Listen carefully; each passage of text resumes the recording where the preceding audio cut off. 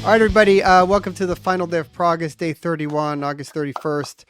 Thank you for sticking with us. It's been a lot of fun. And we're going to close it out with the newest album, I should say, on our list from 2023. Over to you, Nick. Okay, so I get the pronunciation challenge of the month, don't I? I think it's pronounced Jordsjø, if I'm not mistaken, but let's just call them Jordsjø to make it That's right. That's how I was. I had not encountered this band until you put me onto them for this podcast, Roy. They're a Norwegian band, and they've been going since 2014. And I must say, I was really pleasantly surprised by this album. They're a duo, two young Norwegians. I hope I'm pronouncing this correctly, Håkon Oftong and Christian Froland. Now, you can just hear the Norwegian woods in these recordings, if you know what I mean. It's distinctly Scandinavian, but also not at the same time, because it's very proggy. Lots of folk, lots of jazz, lots of rock, but always strange and weird time signatures and very prog. One of the best discoveries of the year for me. It's not the most innovative thing you've ever heard. It's quite derivative in many ways, but I think they'll be the first to admit this. But it is an important album because these two young Scandinavians are showing their deep appreciation of older music, and they are just youngsters.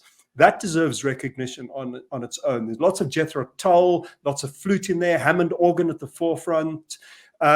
So I guess this is the younger generation helping keep that 1970s symphonic prog sound alive. It's got nothing new in it, but it's given a new twist, if you know what I mean.